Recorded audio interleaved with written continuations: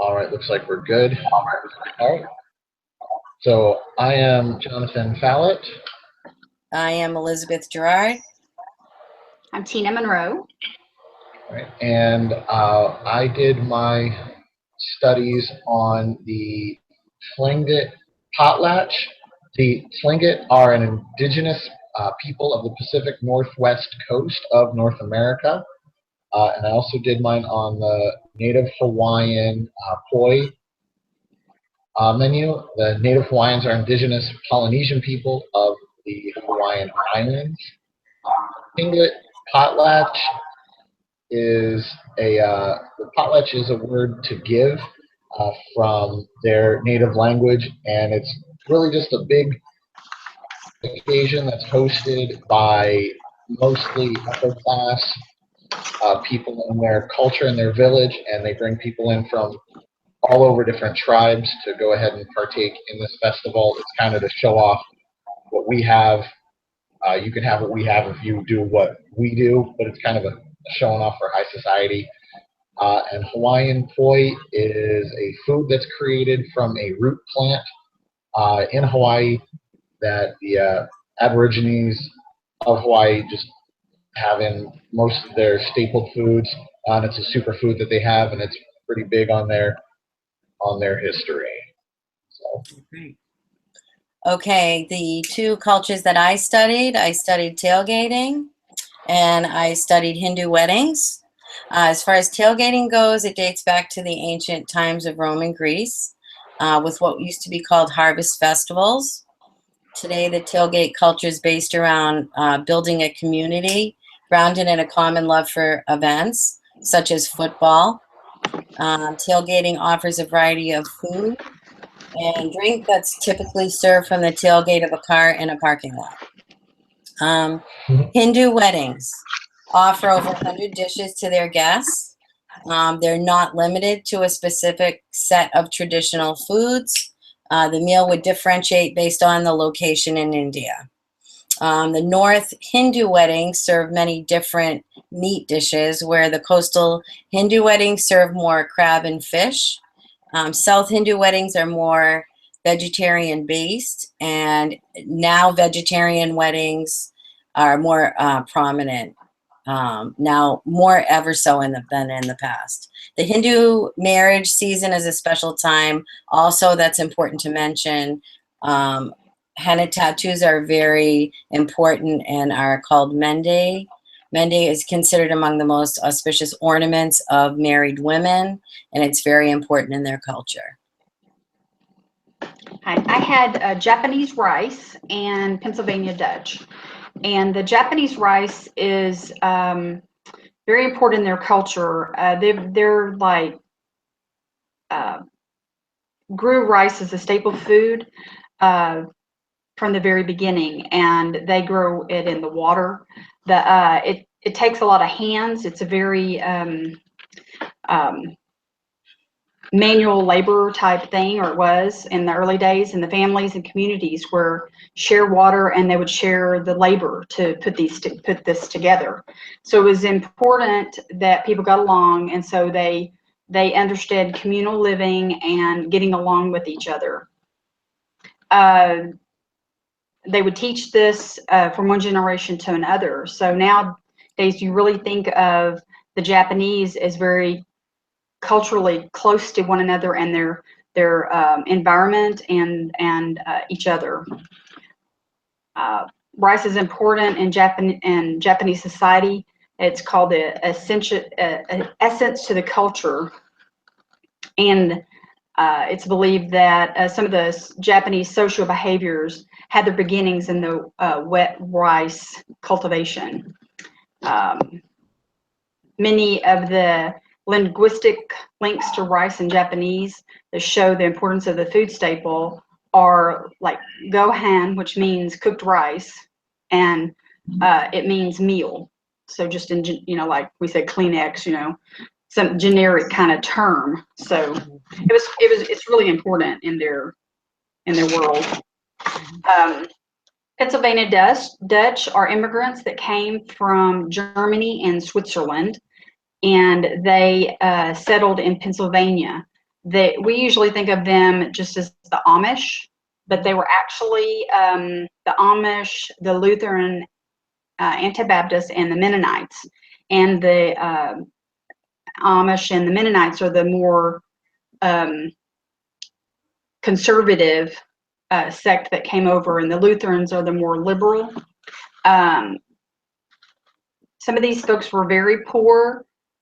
Some of them were quite wealthy, and they could, afford meats and wines and things like that.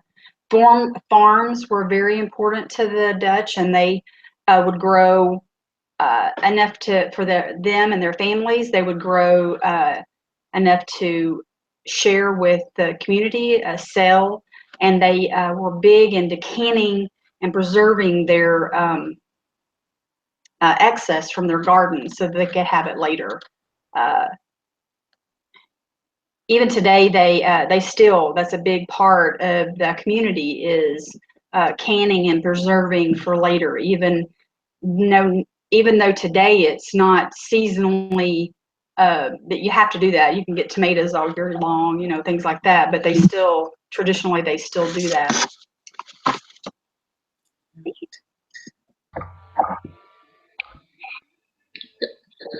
Awesome. So a lot of the differences that I've seen between mine, again, the Tlingit societal, so the more people who had more would be the ones who would throw the parties, their potlatches, and that differs widely from the way the Hawaiians had theirs. Was this is a food that anybody could have, anybody could grow it, anybody could make it. They taught everyone how to do it. So two big differences there with how the cultures wrap around the way that they do their culturally important food. One thing that I did notice, though, that together at the same time, the Tlingit rich people would throw these parties. Really, anybody was invited. Anybody could show up, and there was a lot of equality there. Like they'd have eating contests and stuff, so everyone down to the same level, and everyone would get along pretty well. Same thing with the Hawaiian would be everyone, although different, they believe that a lot of the Hawaiian poi was planet by deities, and anyone can believe in any god. So it's pretty interesting to see, although they're pretty different, they all believe in family, they all believe in respect for their elders, they all believe in community. So pretty interesting way to vastly different cultures are doing a lot of the same stuff. Excellent. The commonalities and differences among the cultures that I studied, both of the cultures share a similarity through the emphasis on just coming together to celebrate a common love for an event. There's also a heavy focus on spirituality. That was very important in both.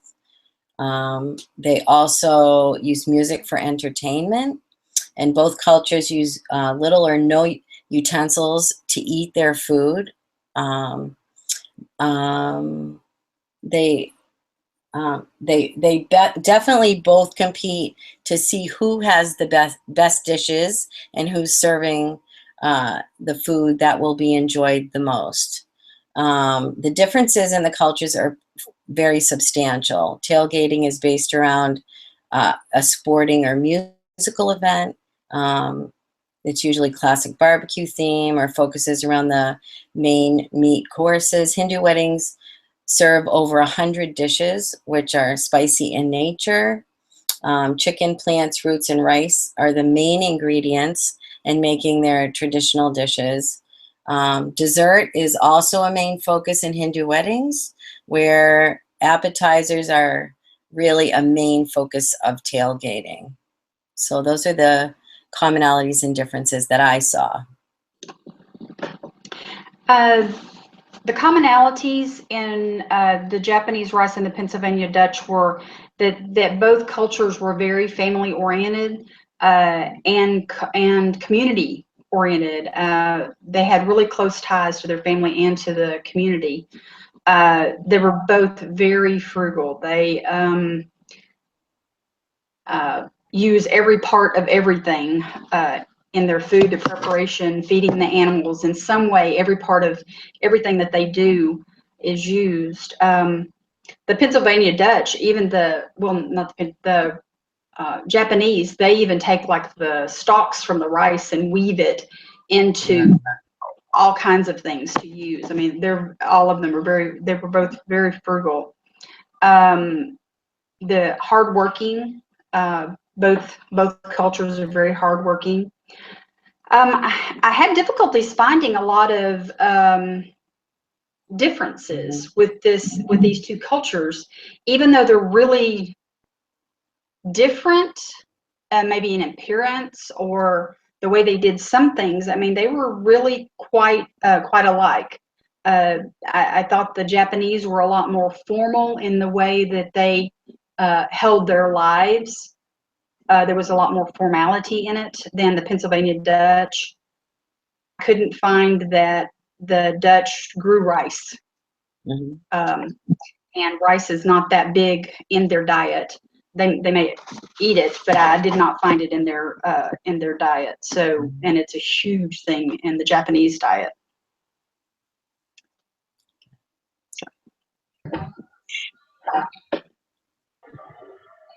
Cool.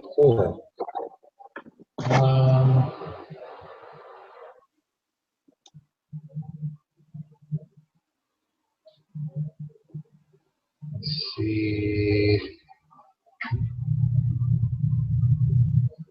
Yeah, I think the only thing next is to go over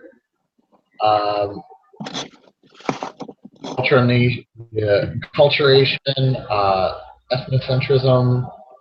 Yes. Do you want to start off, Jonathan, or would you like me to? If one of you guys want to, that'd be okay. I'll start off with the enculturation then. Okay. The process of learning all aspects of culture through the experience, observation, and understanding throughout one's life. Ethnocentrism, the belief that your culture is superior to all others, and you have hostility toward other cultures is normal for all people. Any culture that does not agree is an unnatural thing for them. So those were the two that I did. Thank you. Yes. Jim, do you want me to go next? I can, sure. Let me see here. Cultural relativity. What cultural relativity is the idea that a person's beliefs and their actions should be understood based on the person's own culture rather than judged against the criteria of another. Could see that pretty well with the potlatches that they had. Everyone kind of agreed to do their own thing, and they had their own rules and their own customs. There were, of course, other tribes and stuff around at the same time, but they didn't really bother with what anybody else was doing. They had their own thing going. Same with the Hawaiians. I mean, they're on an island, so of course they're not going to be influenced too heavily by anybody else but themselves. It was all the same tribe pretty much throughout all the islands. For the symbol or symbolism, for the Tlingits, they would have a lot of both cultures were pretty heavy into gods. So the Tlingit would have ornate dinnerware and silverware and stuff would be very, and they'd have really totem poles and stuff they would have around the areas where they would have these potlatches. Obviously, same with the Hawaiians is they had they believed that the food that they had came from gods. Gods invented it, gave it to them, and they even believed that some humans came, or the first Hawaiian people of the island came from that food that came from a god. So that's their symbolism, mostly religious.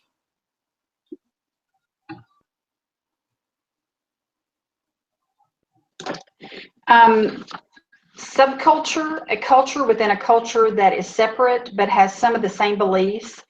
Like the Pennsylvania Dutch, the Amish, and the Mennonites and the Lutheran all believe quite differently, but yet they're from that same group. I also put like surfers in Hawaii. They have that Hawaiian culture, they believe, but they're a subset, they're a subculture in Hawaii. They have their own, some of their own rituals and things that they do that revolve around surfing. Ritual, an activity with several parts that has significant religious or cultural meaning, like wedding ceremonies. And the Japanese and the Pennsylvania Dutch have, again, very family oriented, very spiritual weddings. Excuse me. Excuse me, I'm sorry, I was just coughing. That's okay. I'm done. I'm sorry, I have a cold. You're live. All right. My field log was created at a Memorial Day barbecue. It's an annual gathering of families to remember the fallen soldiers of our armed forces, but this day is also the unofficial day that marks the start of summer. Invited by friends as well as a host that I've never met, I was welcomed by all in attendance. The gathering was held in the backyard around a table of food, a barbecue grill, libations, and conversation. Catching up with friends was my personal focus of the day, but discussion with people I've never met was just as satisfying. This day of respect and remembrance is not only an immensely respected day in America, but a great reason to get family together and celebrate each other and celebrate our personal freedoms. Very nice. My field study was done on an annual birthday party. It's something that we do every year to celebrate a family member's birthday. I was fortunate enough to conduct my fieldwork when attending my son's birthday celebration. Birthdays are celebrated in numerous cultures with a party and often a gift. The man of honor wanted to celebrate his special day at his favorite restaurant, which is the Puritan Back Room, as he does every year. Once everyone arrived and greeted one another, we were seated, and the conversation always begins with enthusiasm, with everyone trying to catch up with each other's lives. Once everyone had received their beverages, a toast was made, with each person acknowledging an achievement or a positive statement for the individual we're celebrating, which is something we've done for many years. I did my best to talk and spend time with each of them. This tradition is a way of staying connected as a family and showing love for one another. Due to the fact that everyone has their own lives established, we have an understanding and respect for planning the event, and this time is very important for us to stay connected and keep this tradition alive for future family members. As everyone heads back to their own lives, and we end the evening by always saying, I love you to one another, and promise to keep in touch. So not only is the meal as important, obviously, as the family unit and keeping that going. Good, good. Awesome. My field work was on Thanksgiving. I didn't actually attend that for this class, but we do that every year. It's the most significant, culturally significant thing my family does. It's not just the gathering for a meal. It's this whole.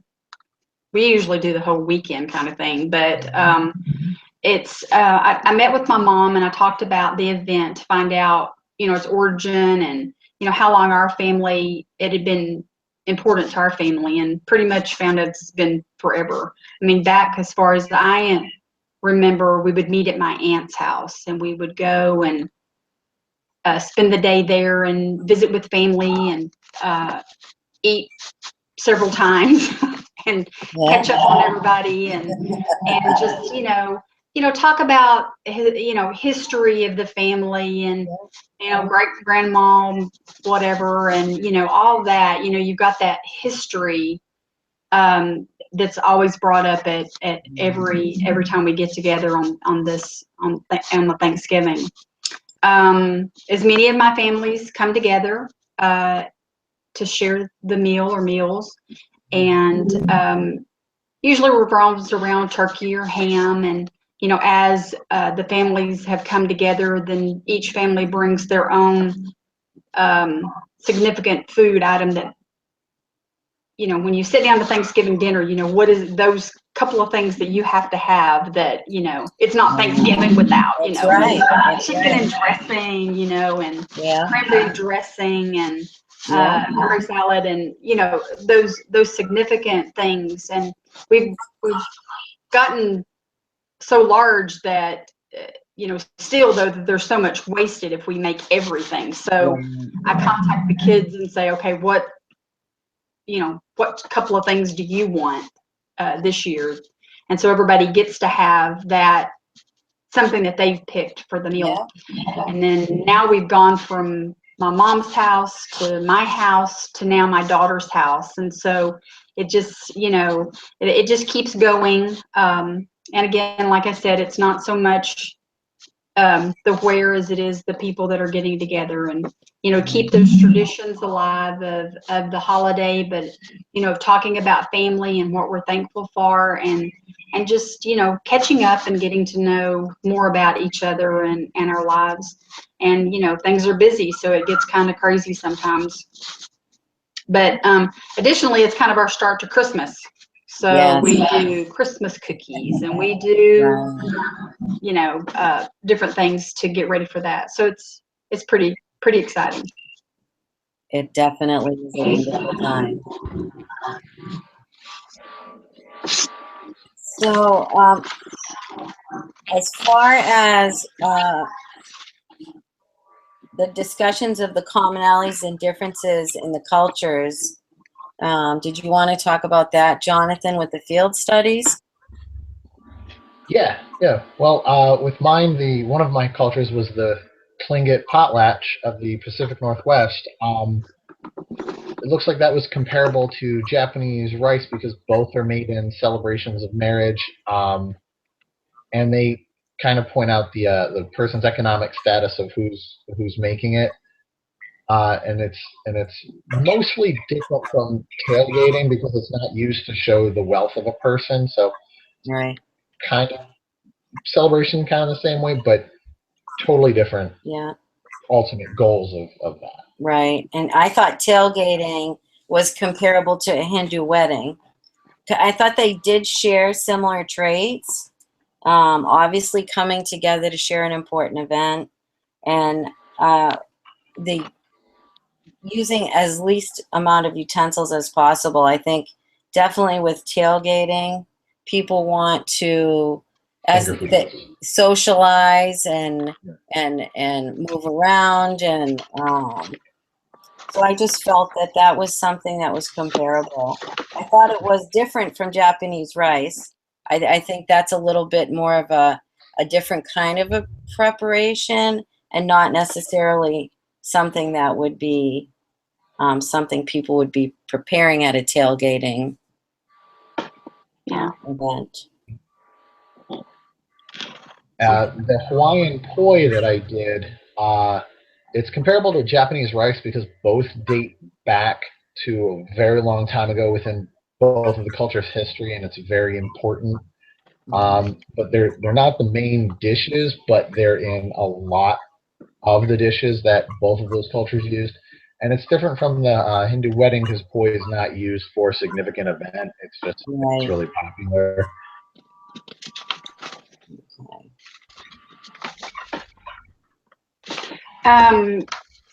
The Japanese rice, I thought that it was kind of like the Hawaiian poi in that it was, you know, very culturally significant. Mm-hmm. And the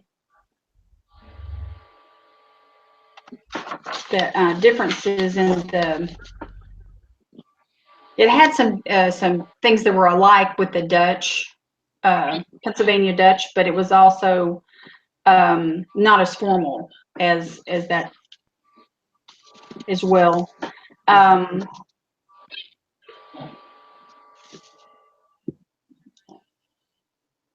I guess it was most different from, like, the Japanese rice was most different from the tailgating because the Japanese rice was, real formal kind of deal. It was very significant to their culture as well as just the way they live. Right. And the Pennsylvania Dutch was also comparable to the Hawaiian poi because of the cultures, the organic, the homegrown ingredients, Mhm. and again, different from the tailgating because it.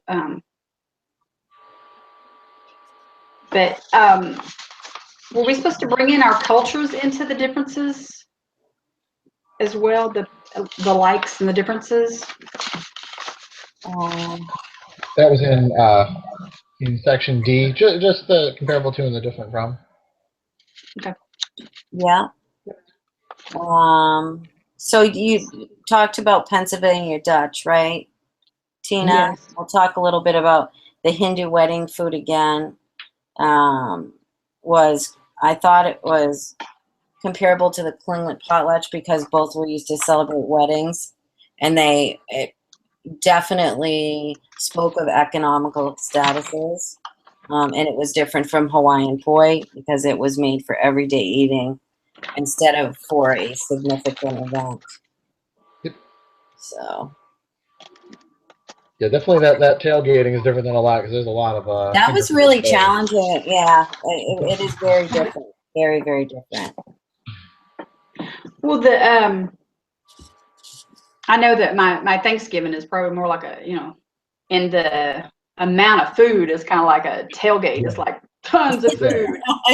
But, Right. But it's also like a potlatch too because you have everyone come over and eat, and it's always at the biggest person's house. Right. So it's kind of like you're showing off. yeah, except my daughter has me cook, so I have to take everything over there. Yes. I'm hoping one day it'll stick and she'll cook, but Yeah. she's the one Well, with the not little if you kids, keep doing it, probably. So. Right. It'll get there hopefully. Yeah. But, so, want to do our menu? What about Memorial Day for you, Jonathan? What did you think that was comparable to? Oh, I would have to say that's probably comparable most to the tailgating. Yeah. Since they're both going to be barbecues. Yeah. It's going to be a lot of finger foods. Mm-hmm. So hot dogs and hamburgers, beers. Right. Not a whole lot of stuff. You're not going to see too many salads hanging out at either one. Right. True. And just, that's what it's going to be. And then loud and lots of people around. And I know personally, I've walked from a tailgate to another tailgate at an event, and you could probably do the same thing at a barbecue. You got a street full, you walk up to one, grab a burger. Yeah. But nobody's going to care. Exactly. So. And everybody you go to is the best, right? Yeah. Right? They really take pride in what they're preparing and work hard at it. It's really fun. It really is. That's it. For the birthday, I was thinking about what it was comparable to and going through and kind of looking what everyone did. And I think that was most comparable to Thanksgiving that Tina did. Made me think about the family, just the value of family and just having those special things that you always want to have. So, like with my family they already know what they want pretty much when we get there. And it just reminds me of the special things everybody wants at Thanksgiving. They know what that special thing that they want to have. Right. So. That's true. Yeah. You probably talk about him, when he was little and all that stuff too, Absolutely. Yeah. So we're going to do the menus? Let's do the menus. Yeah, let's look at the menus. All right. So I got mine up here. The Hawaiian poi. Hawaiian poi is a sticky, nutritious food made from pounded taro root. It looks similar to dough, It's very chewy with a mild and slightly sweet flavor. It was a long staple in the native Hawaiian diet and held spiritual significance for the island's aboriginals. It's also considered a superfood because it's fat-free, high-fiber, low-sodium, gluten-free, and it's a major source of vitamin B, calcium, and phosphorus. So a lot of people eating it, a lot of people flying off of it. What else is really cool is the Aboriginal Hawaiians believed the plants were natural forms of ancient gods or deities. There was one myth where the plant is Cain, and Cain is the god of water and sunshine. Another one is they believe it's one of 4 Polynesian gods. And there's also a myth depicting that the taro root is the firstborn offspring of the Sky Father and his daughter of the stars. And the second-born was the first human. So in their religion, this plant is a god or a human. So it's kind of neat. That was amazing the way they tied that in and the significance of that. Yeah, pretty amazing stuff. Very creative. To create poi, you get the stem of the taro plant. It's steamed or baked, and then you mash it until it's fluid. You add water until it becomes the desired thickness that you want. Taro is central to the foundation of Hawaiian tradition that the Hawaiian word for family, ohana, derives from the shoots that sprout out of the taro plant. And a lot of Hawaiians believe that the corn or the bulb called the oha was the origin of the Hawaiian people. So everything is connected to this one plant in their entire culture. Yeah. So it's pretty awesome. So I'm going to move right on to my next one, or does somebody else want to do, or do you want to do both each? I'm good to keep going. Why don't you keep going on yours, and then I'll do mine. Awesome. All right. So my second picture was the. Yeah. What? I'm sorry, Jonathan. What on your menu? Did you go over the poi and the? Oh, I guess you did. Of what is served with fruit and stuff. I didn't read the little menu part that I made up because I could. I don't know. Maybe I think that's what we were missing last time was the menu, the actual menu, the food menu that we chose. I think that's what they want us to discuss is the actual menu at the bottom down here that we chose. I think that's what they wanted us to discuss, not the whole. Because we had a really good summation in the first part, but in the second, and we didn't go over the actual menus that we chose for each. Okay. I figured not to do that because we just made that up.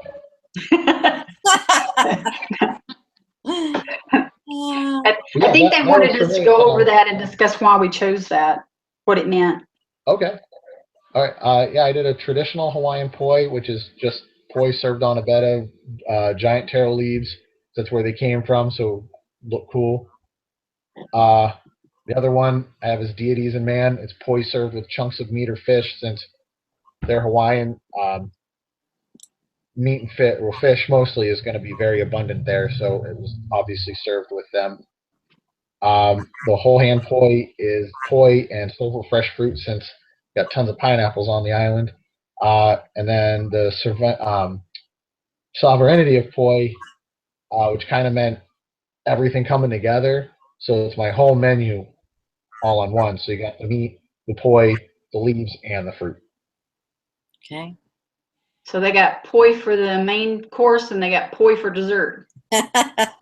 All over the place. All over. I hope Made it's me good. want to try it really bad. Yeah. So, did you want to go on, or did you want me to do tailgate, or do you want to do your other one, Jonathan? I'll read my other one and then read the menu for it too. Okay. Sure. It takes a minute. Yeah. So it was the Tlingit potlatch of the Pacific Northwest. So the word potlatch means to give, from the Chinook jargon on the Columbian River. So to give.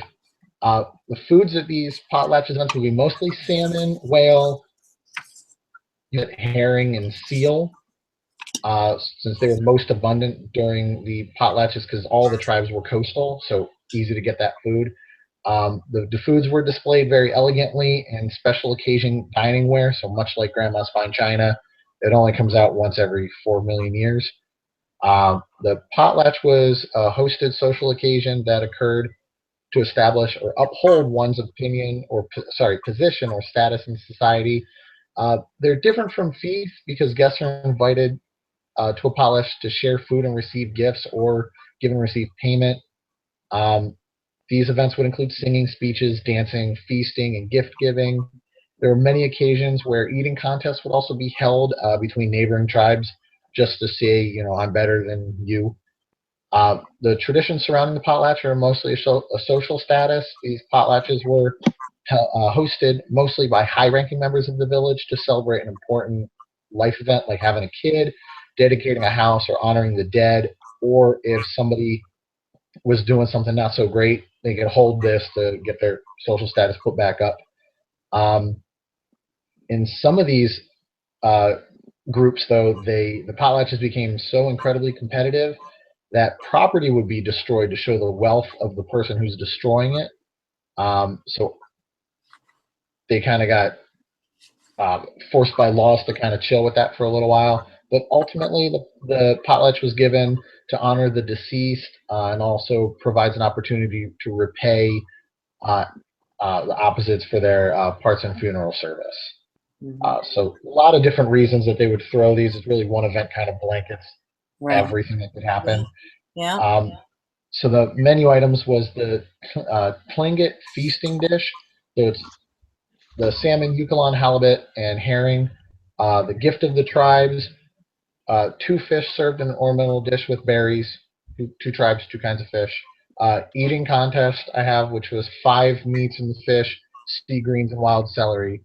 And then the one that was called in honor is everything: the halibut, herring, salmon, berries, sea oil, cherub roots. So everything all together.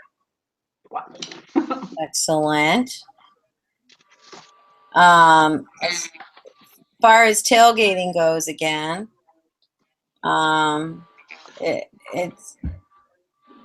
it's always been viewed as a giant party, as we know, and it's grounded in common love for events such as football games. And it dates back to Greece and Rome and as harvest festivals. And it basically brings the community together in a common interest. And football is one of the most popular tailgating events in the United States. And it just brings people together. Really, traditionally, tailgate food is anything you can cook on a grill or throw in the cooler. Popular items such as steak, ribs, burgers have evolved all over the world. Obviously, the things that I chose were a little partial to the New England Patriots. As you can tell in my menu, some of the things that I chose were Edelman's Classic Taco Dip. Spice up your tailgate with classic dip. There's always so much dip, as you know, right, Jonathan? You talked about going tailgating. Ribs, right? There's always ribs. Oh, yeah. There's always a competition for ribs, right? Wherever you go. It's good to be a joke. Absolutely. And there's like a variety of everything. It depends on when you get there because they can start at, people get there at 4 o'clock in the morning, right? So they can get where they want to be, or as soon as they can get in. The Bill Belichick burger, Brats by Brady. It's hamburgers and hot dogs, and there's always beer and drinks of choice. And I don't know if you guys are familiar with Jell-O shots. If anybody's ever had any Jell-O shots, but so yeah, it's a celebration of events with others for sure. The Hindu wedding food. I thought that was pretty remarkable. The traditional foods that goes along with the Hindu wedding and the amount of food that they offer over 100 varieties of dishes. And I talked before about how they were separated into 3 categories depending on where people lived. The coastal Hindu served more crab and fish because that's what was available. South Hindu were more vegetarians. Let's see, South and vegan weddings are more prominent now than ever. So on the menu, there's paneer, which is a famous cheese spread that is a starter for any of the entrees. Dal is a stew made from red lentils and cooked with house spices and served with a side of buttery naan. I don't know if that sounds fabulous. I don't know if you guys like bread, but I thought that was something I would definitely like to try. Yeah. Buttered chicken, which is made of curry spice and lemon rice. Lamb curry again. Obviously, curry is very popular. Tandoori chicken with house spices cooked in a clay oven. Again with lemon rice and buttery naans again. So dessert is obviously very important. They'll have quite a spread of dessert. The Mendi cake is vanilla cake decorated with henna design, which I spoke about how important the henna design is in their culture. Macaroon, and I don't know if I'm saying this right, and I believe it's barfi is a pastry that is very famous as well in the culture. Okay. Cool. Sounds good. All of it. Yes, it does. That sounds good. It definitely does. Okay. All right. Y'all ready? Go ahead, Tina. Yeah. Yeah. All right. Japanese rice. When I think of Japanese rice, I think about the Japanese people and the communal living. Culture is steeped in symbolism and rituals. I think about our local Japanese steakhouse, and they have the best fried rice ever. The people are proud and very family oriented. It never occurred to me that rice would be the center of it all. They grow rice as a food staple. Wet rice is grown in water, and it's a very manual process that takes a lot of hands.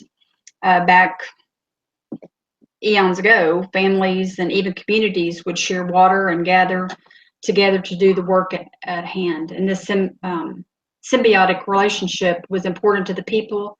They got along, and through communal goods, shared services and resources, and it created this whole interculture. And they teach one generation after the next the roles and values. The Japanese are very strong, and you can see the symbolism still in their continued culture today. Rice is important in as their staple product, as their food, but it's also their word for meal is rice. So gohan, it means rice, but it also means meal. So that's pretty important when you name that. I did a traditional Japanese breakfast. I thought that their choices were kind of interesting. They do plain steamed rice, either white or brown, and a miso soup. Miso soup is made with dashi broth and fermented soybeans, and it's much better than it sounds. They also do a fermented soybean. It's a high protein staple that they eat with their breakfast, and grilled fish. I wouldn't have thought grilled fish was a really good breakfast thing, but then, I'm not Japanese, so. And pickled vegetables. They eat pickled vegetables with a lot of things. So I thought that was interesting that they also eat that with breakfast. Seasoned dried seaweed and vegetable side dishes is also common with their breakfast. Okay. Okay. So they have lunch for breakfast. Yeah. Yeah. So There's a little bit of everything in there, isn't there? there is. It was kind of interesting. I'm going to stick with their dinner menu at the Japanese Steakhouse, but Good call. Good call. but it was really interesting to learn about it. The Pennsylvania Dutch are immigrants from Germany and Switzerland. These migrants settled in Pennsylvania, and we usually think of them as the Amish or the Mennonites, but actually they were also comprised of the Lutheran Anabaptist, which are the more, I guess, liberal wing. And they farms were really important to them, and they would grow their own produce, and they would trade or process the food for later, can it and save it for later. The German people are generally very frugal in nature, but they enjoy good food. They canning the food even continues today, even though that there's not the season kind of issue. You can go to the grocery store and pretty much get whatever you want, but they still are frugal, and they can what they are able to for later.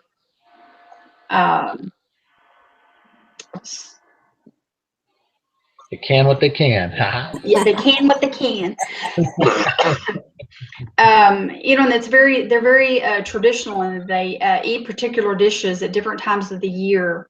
That they have tradition and meanings, like they'll eat pork and sauerkraut for good luck for the beginning of the year, and endive salads and hot dressing in the spring. It's just that seasonal thing that they do that's a tradition. I actually thought that was very fascinating when I was reading that, because I knew about the different types of food that that their culture enjoyed, but I didn't realize the significance of it.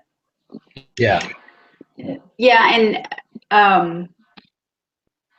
I'm sure that it started, because those things were seasonal at those times. Right. But now it's just a tradition, and they do it because of the tradition. Right. I did a dinner menu for my menu. I did this Celeriac stamp pot with gravy, and these stamp pots are like a mash of things. Like this one had turnips and celery and potatoes surrounded by sausage and served with brown gravy. But they do mashups of all kinds of stuff. I mean, they just kind of mix all kinds of stuff together. Mix it all together.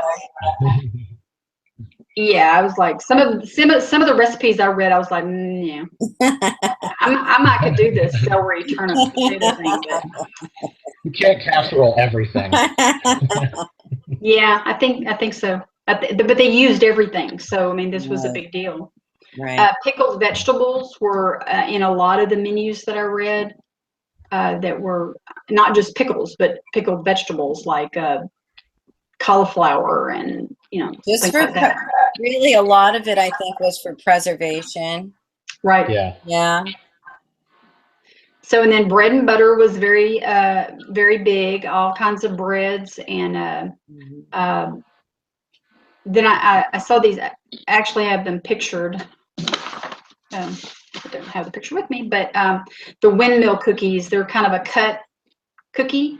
Yeah. And it smells of pumpkin spice and orange. Ooh. And so they had, they were big on kind of shortbread cookies. Yeah. Was a big thing with the Dutch. So anyway. Awesome. Very good. Yeah. Great job, you guys. I think so. Right. Awesome. All right. All right. Thanks. Good job, guys. Thanks. Yeah. Thank you. Bye. Good luck with y'all. All All right. Bye. Later.